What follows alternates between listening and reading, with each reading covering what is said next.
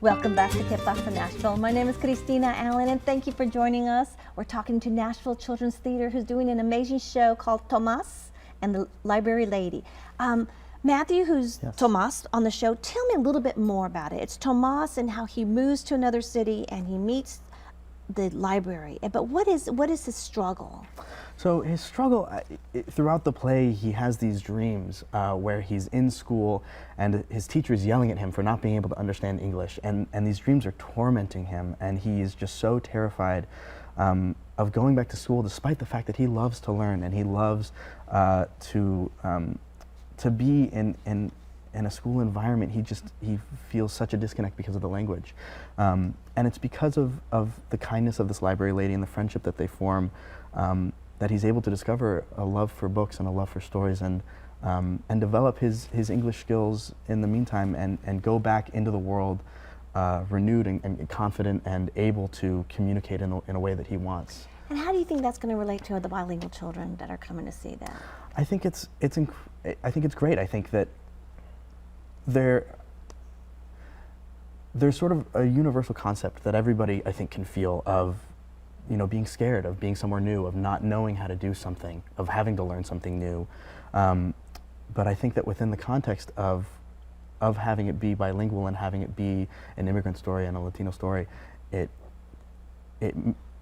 puts a face that we don't often get to see in stories like this. We get to see people speaking Spanish, and I think, I know for me and for many other Latino and Latina kids, it would have been so amazing to see that as a 6-year-old and see myself in Tomas. I think that's key, see yourself, but I'm thinking the empathy it brings to the general market students to say, oh my God, my classmate, man, go home, you speak Spanish, come to school, you speak English, and I remember words being blurred because you can translate them in both right away, and sometimes the wrong one comes out. When I first moved here, because I was so used to speaking Spanish when I was in New Mexico, but I'm sure that happens every day because they're going in and out of it fast. Absolutely, and I think hopefully through these universal things that every kid can relate to, hopefully they can also relate to their fellow classmates to a little bit more, a little bit more, and find that empathy and find that compassion, and as they grow older and as they become the leaders in our community,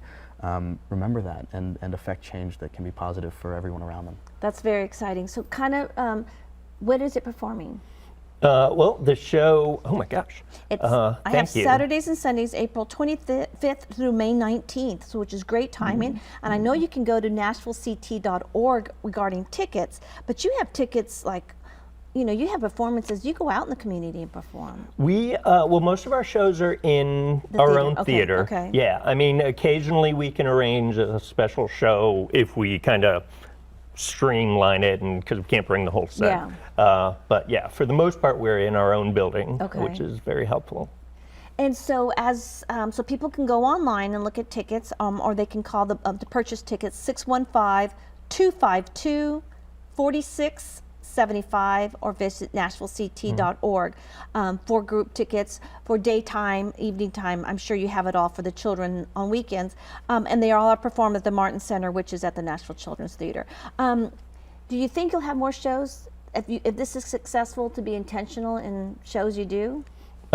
Yes, actually, we have recently announced our season for next year.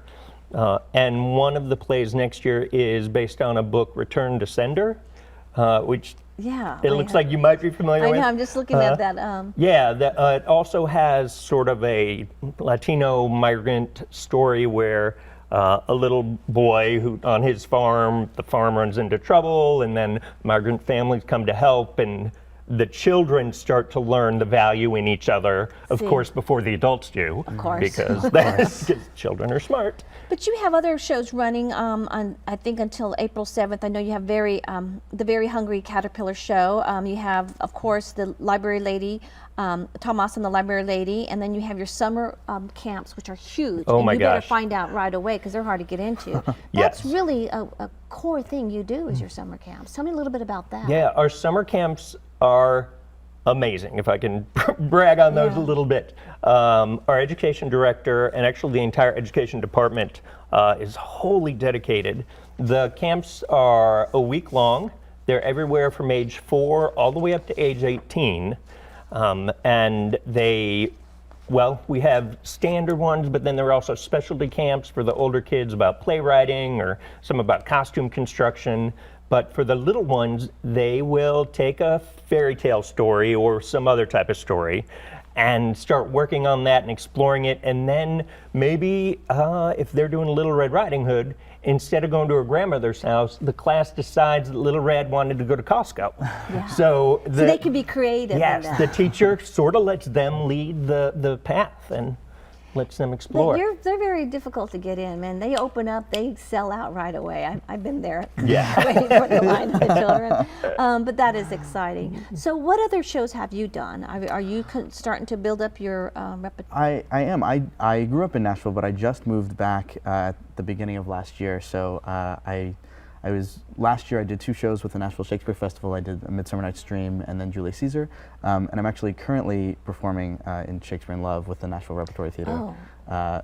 There's a slight bit of overlap with that, but yeah, so slowly but surely starting to work more, and Do you it's very find exciting. that the Nashville art scene is now is growing because there's more of a demand? And Absolutely, because yeah. I think with the growth of our Nashville becoming the it city and the growth of companies out of like Alliance Bernstein or Amazon that expect good theater, whereas never, it's always sports. Now theater is like, I think it's becoming as equal as important for a city. I think especially as a younger generation starts to both move in and come up in the city, that it's a generation that values art in a different way than maybe some previous generations. And so I think that because of that, you'll see a higher demand, not just for theater, but for visual art and for music, for classical music, for dance, for all types of art. But it's also a very accepting community. Absolutely. And I think a lot of our children need to be in a safe environment where it's accepting and they can be on stage, whether with a mask or a different character, but it's an accepting community for all. And Absolutely. I think the arts has always been that, and now it's becoming, I think, in my mind, being that I've been here a long time, my first job was at Tennessee Performing Arts Center, but it's such an important topic to have on the table when we're recruiting not just diversity and a healthy business and schools, but arts and the value of that, what that brings. So, I mean, kudos to you all for, again, being intentional in the shows you bring and understanding the children you serve. Because while I think a lot of our Latinos are maybe in Nashville, I mean, they're starting to go in the surrounding counties that are like, whoa, we haven't had that many, but not sure. Right. So, but I still think it's pretty exciting, everything you've done. And so what kind of shows in the past do you think have been a good impact that you've produced that just had great reviews from just the public itself? Yeah. Well, we recently did The Little Mermaid, which is sort of a staple. Had a huge, giant audience attendance for that. That's like first timers, you know. Yes. Yeah. So that gets them exposed to the beauty of theater, which is fine. Yeah. So what's really been exciting is we've started to There's explore. Little Mermaid there on the screen. Oh, yeah. But look how beautiful that art and the costume. I mean, that looks like. What's her name? Ariel. Ariel. Sorry. Yeah. I should have known. One thing that is kind of cool, we've started doing theater for the very young, which is for children ages 0 through 5. Okay. Which, when you first hear that, sounds ridiculous, because when I first heard that, I was like, what? How are we going to do that? Yeah, but it's actually charming and delightful, and it's just a simple story. We've done Twinkle, Twinkle, Little Star, and the children get involved by having like a little prop that they can interact with the actor with. Or there'll be a time when they have to jump up and down.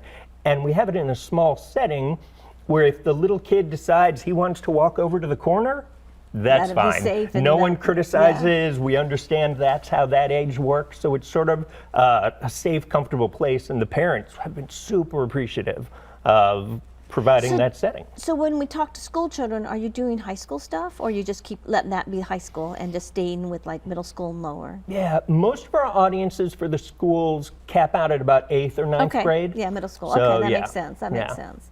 Well, I think it's very exciting, and thank you both for being on the show, and I look forward to seeing it. And I know several of the people here who have children and who are bilingual are like, okay, we got to go. And earlier I interviewed the Nashville Opera had a bilingual show, and so you see more and more again being intentional with the arts and understanding inclusiveness. And for Middle Tennessee's growth of Latinos, it's awesome. So thank you both for being on the show. Yeah. Thank you for being for joining me on Que Pasa Nashville. We talk about the opportunities and challenges Latinos bring to Middle Tennessee, our arts, our music, our industry. But we also have a global show quarterly about our global community and the impact they make. So join us each week, and we look forward to seeing you. Gracias.